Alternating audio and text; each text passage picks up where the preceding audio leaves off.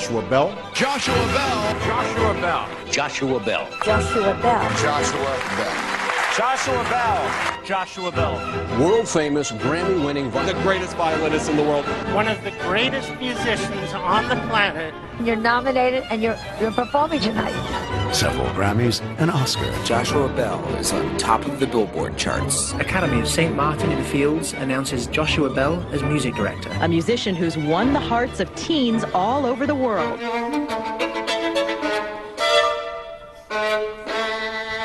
Son of a therapist and a psychologist, Joshua Bell was born in Indiana in the United States. My parents were not expecting me, did not push me to, you have to be a star, They just my parents wanted me to have music in my life because they have music in their life and they love music. At the precocious age of 17, he made his Carnegie Hall debut and went on to command the world stage, playing with top-level orchestras and conductors. I never did an international violin competition because my career started without it, so I was happy to avoid. Nor did he confine his repertoire to the classics, but enjoyed exploring uncharted territory for the violin. See, Joshua Bell, he plays computer games. Yeah. He plays everything, and he's still an established artist now. I'm still trying to find balance with family, with work, with play. I think we all have to find this balance. He even gave an impromptu recital in a Washington, D.C. metro station as an experiment.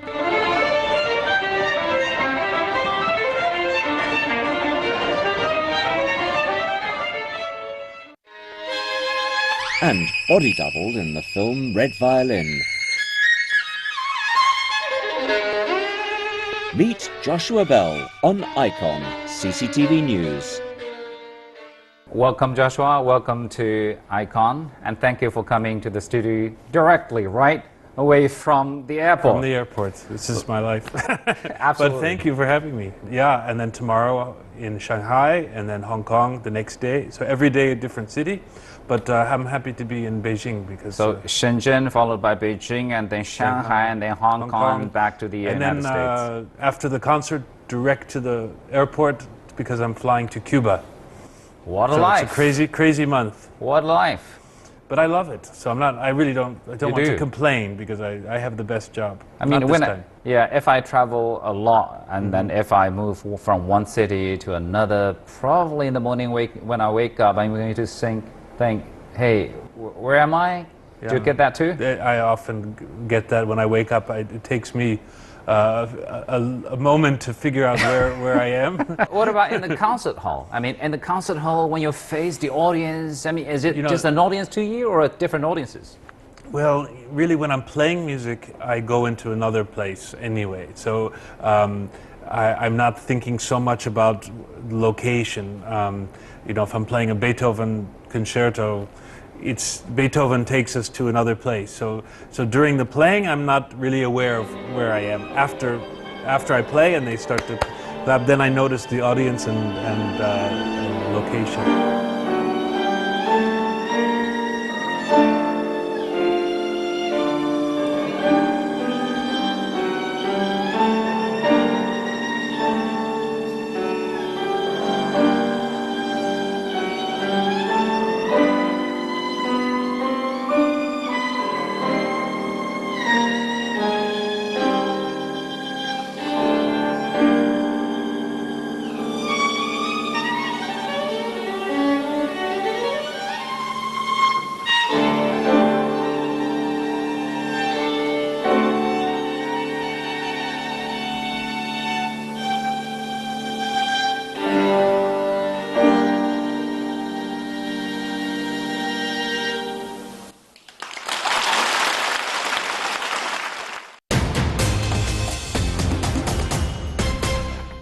Talking about their possible path to stardom or to success in the future. I mean, the traditional way of understanding would be, they start early, like 4 or 5 years old. You started 4 yourself or 5 yourself, and then they would keep practicing very hard, and then they have it in their mind very early. They want it to be Joshua Bell in the future or Lan Lang in the future.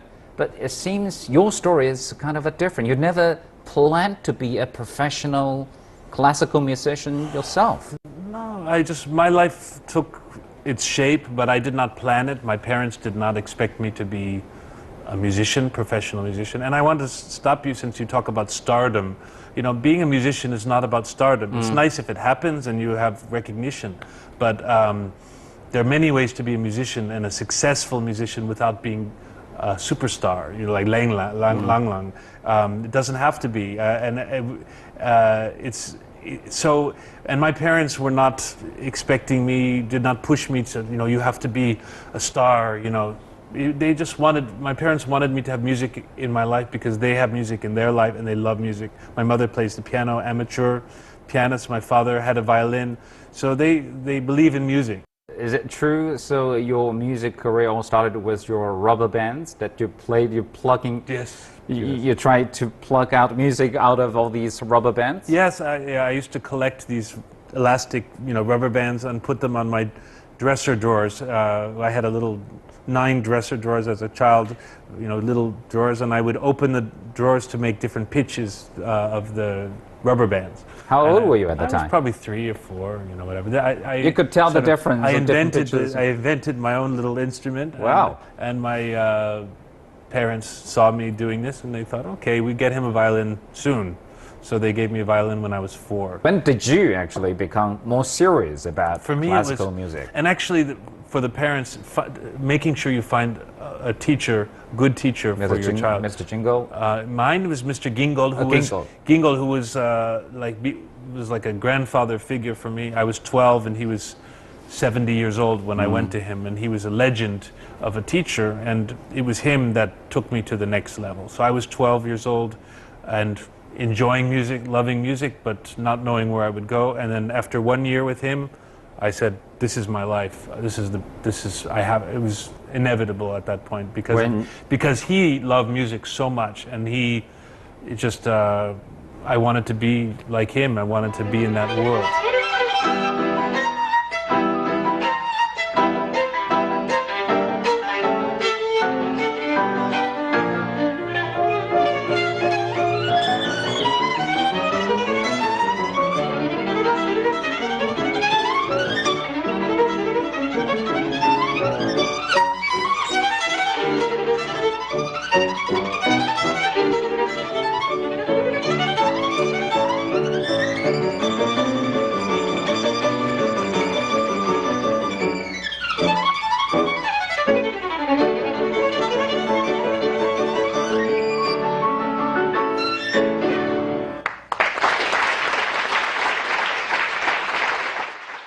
Stories go like that because when you were introduced to Mr. Gingold and your parents say they were making sure to Mr. Gingold that you just, you know, they wanted you to live once again, normal life, and that's one of the very reasons why he took you as a student. Yes, you're absolutely right, because he had a bad experience before me with a child prodigy and parents that were very pushy, and when the child did not win a international competition, they blamed him. They said, why did my child not win? And he said, never again, no more children. I don't want to deal with this again. No prodigies anymore. Never. And then I came along and he met my parents and they said, please teach him.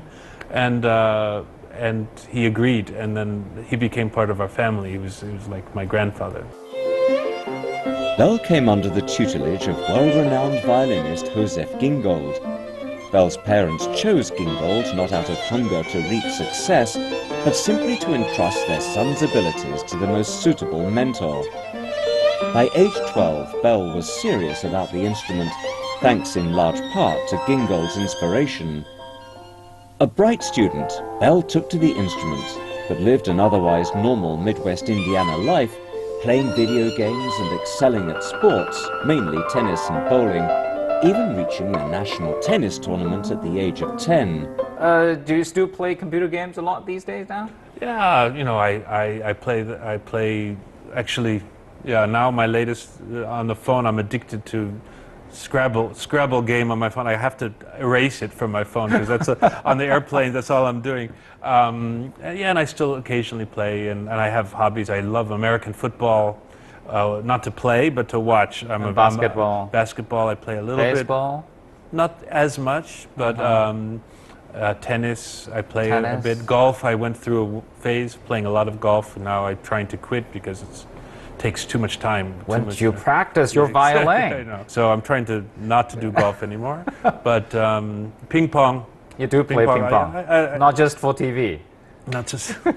Yes, we did for a TV show in the States. We had a scene with Lang Lang playing. You played ping pong with Lang Lang. We have Lang Lang. I've played ping pong with Lang Lang. I've also played violin with Lang Lang. This is more important. His violin or his piano? My violin, his piano. Right. This is more important than the ping pong. But yes, we played ping pong as well, and he's great. Ping Who pong. won? I can't say. Come on. If I lost, I would say, but right. But okay. I Got can't it. say. Got it. Got it. I'm gonna ask Lang Lang next time myself. Right. Actually, we did not. We didn't play a proper game. Yeah. So it was yeah. just it. Yeah. But ping pong is the one thing that at summer camp when I was 11 and 12, that was the one sport they allowed us to play was ping pong because it's safe for the hands. I guess. I mean, younger musician lovers, all these learners, they're going to love your stories. Say, see, Joshua Bell, he plays computer games. Yeah. He plays everything, and he's still, he's still an established artist now. Well, so what is most important in this, making you who you are today? just everything is about balance, finding the good balance in life. I'm still trying to find balance with family, with work, with play. I think we all have to find this balance. Is it why you didn't really take many competitions yourself? I never. After that, I did when I was younger some small competitions, and you had that. a basketball competition, right? And video game. I once won a video game competition, but that's another story. Yeah. But I never did an international violin competition because my career started without it, so I was happy to avoid. When you were 14? Yes, I was 14. My first with Philadelphia. Yeah, that was my professional debut. I was 14 with the Philadelphia Orchestra and Riccardo Muti, the great maestro. And this was the beginning of my career. And then from that, I got a record contract with Decca Records, and it's just sort of, but it was not overnight. With the competitions, you can win a competition and suddenly you have from 0 to 100 concerts immediately, and it's just so much pressure. For me, it was just my first year of maybe 10, 15 concerts, and then a little bit more, and I kind of grew into my career, which was I think a healthier way.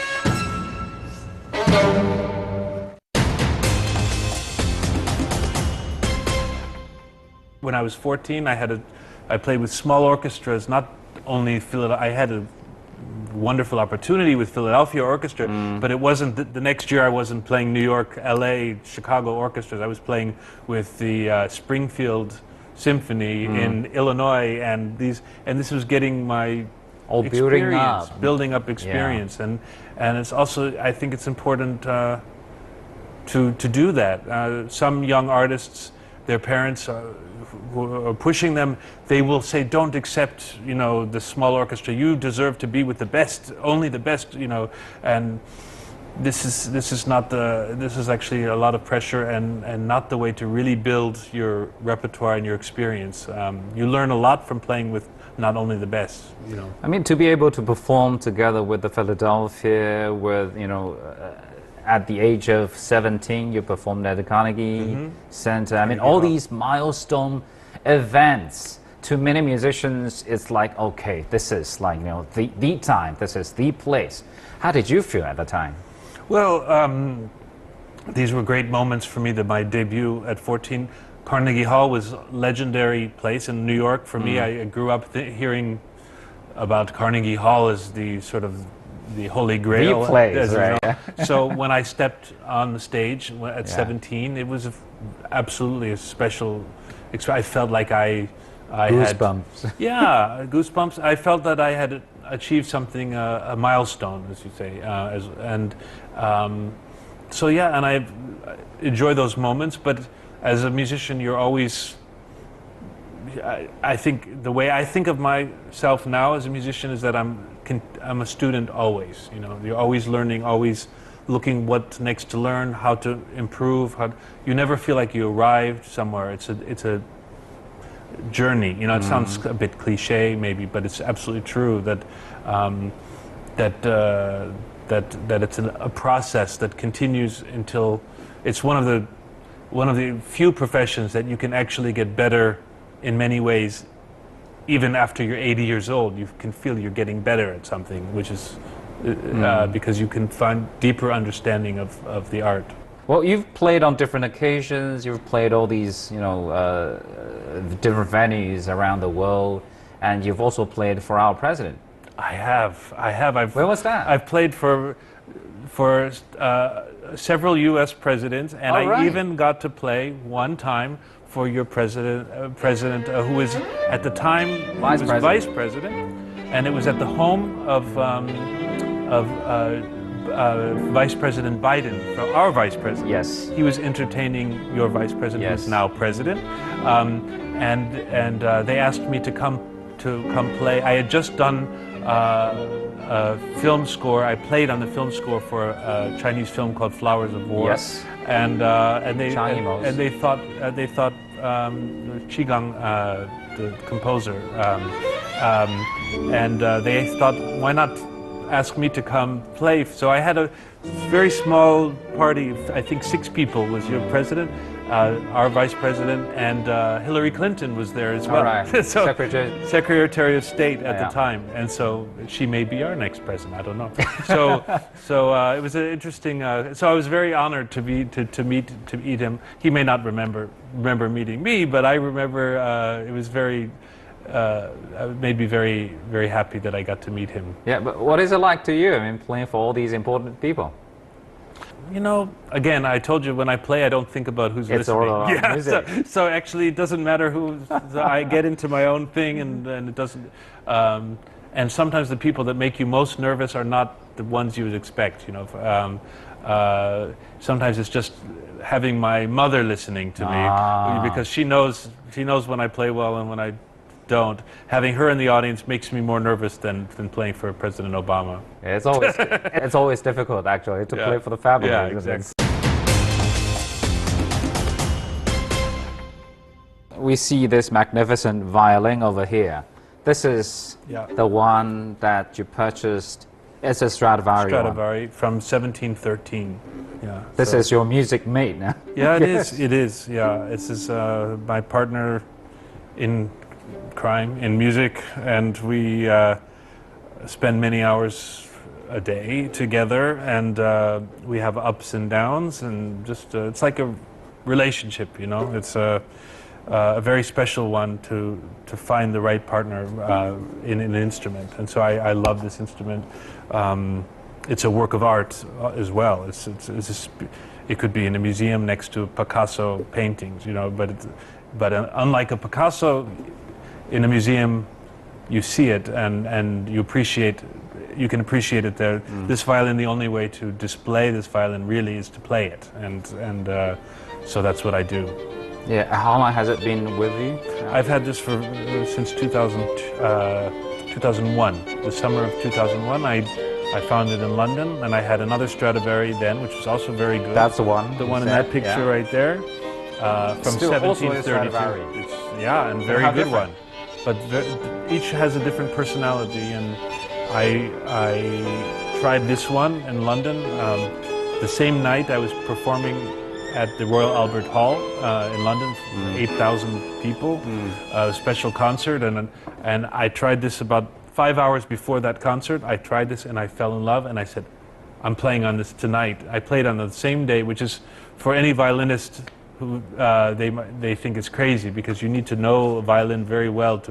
Each one is so different. But I was so in love. I said, I got to play. I don't want to play on my old violin anymore. And that's it wasn't a decision to buy it. I said I had to have it, and so I found a way to. You have it. You own it. And now I own it. Yeah. Yes. But how important is it? I mean, for a violinist, because I'm not one, so I sometimes don't understand it. Yeah. I mean, sometimes they say this is 15 million violin, and this is like a 4 million violin. Yeah. How important is it to a musician? Well, the dollar value doesn't always correspond to the greatness. Often that has to do with the condition and many other things. But a great violin, it's very subtle, the differences, and in fact, if for some people would maybe a beginner or a student might pick up this violin and say I don't understand it. It's not making the sounds I want, and they might pick up a modern, cheaper violin and say, oh, this feels much better. But it's the same with golf. I mentioned golf. It's golf clubs. If I picked up Tiger Woods' golf clubs, I would not be able to hit it anywhere. Because professionals use golf clubs that are very sensitive, and if you know how to use it, it's fantastic. But we amateur golfers, we like these kind of clubs that are very forgiving, but for a professional, they want something else. And a Stradivari does not play itself. It's very tricky. But when you know how to use it, the results can be much more refined, more color, more sound colors, more nuance. So you play violin, you play basketball, baseball, and you are also seen frequently on TV shows a lot. Well, not so frequently, not a lot. but I've experimented. I like, I've done many talk shows. You know, going back to Johnny Carson, who's like was our icon on our U.S. television for many years. Yeah. And I've done some film work. I played soundtracks for film like the Red Violin, which actually some of which was filmed here in China.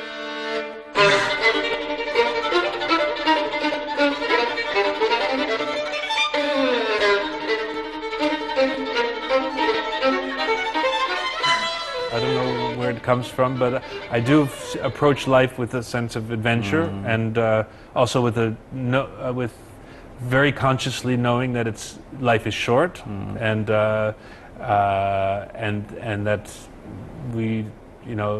this is my chance to do everything I can and eat the best food and meet as many interesting people as possible, and that's how I approach life in that way. And so in that way you have to be a bit fearless to do that. Approaching life with adventure, as he puts it, Bell agreed to the Washington Post's invitation for an experiment. In January 2007, at their suggestion, he played as an incognito busker at a DC metro station. But only 7 people out of more than 1,000 commuters stopped to listen, and only one recognized him. For his nearly 45-minute performance, Bell collected $32 from 27 passers-by. I was asked by the Washington Post, the newspaper, by a journalist. He said he wanted to see if I were to, because I was playing the night before in a big concert venue, and he wanted to know if I played in the subway with a train station, person, same violin, with same music, just same person but without any fanfare. What would happen? Would people stop, etc.? So I did it again with a sense of adventure. You got $32 out of it, and people stopped and tipped you, and people were on the rest. Some did, most didn't. But it's really, I have to say, it's what I expected. So it was not some great surprise. In fact, $32 in 40 minutes is actually not that bad. So people make a big deal about how nobody stopped, but. Got recognized by one? The story was not about whether I would be recognized as... It was more about whether people would recognize the music as having... being worthwhile to stop, So once again, I mean, what do you see yourself in the experiment? I mean, basically, is it more... when we read the stories. Say we would ask questions. Hey, when we go to a concert, when we buy ticket, is it for the concert venue, or is it for, you know, like you said, fanfare, or is it for what? And I think this is not the moral of this story. Is not that we need hype, or we need actually music needs something very important, and that's quiet, silence around the music. When I play for an audience who's coughing and talking, it's the same thing. They will not be the same experience for the audience member. If I'm listening in an audience to someone playing and people are talking around me, I will not experience it the same way. In a train station where people, you're not going to experience the music in any profound way. The beautiful thing about a concert hall is that everyone is there for a common experience where they can really concentrate. And classical music needs the brain of the listener very active. It's not like... It's not a one-way traffic. Yeah, it's not like, you know, going to a club where the music is, you know, all this stuff where it's like, where you're dancing. You're not, when you're in that kind of music, you're not really doing a lot of processing brain power to listen to that music. You're just feeling it on a very basic level, which is fine for dancing and drinking and if whatever it is. But that's, for me, this is not music. Great music, great jazz, great country music, great pop music, even, you know, great classical music. The way to appreciate it, you need to be a listener, very concentrated, and then the music has a profound effect.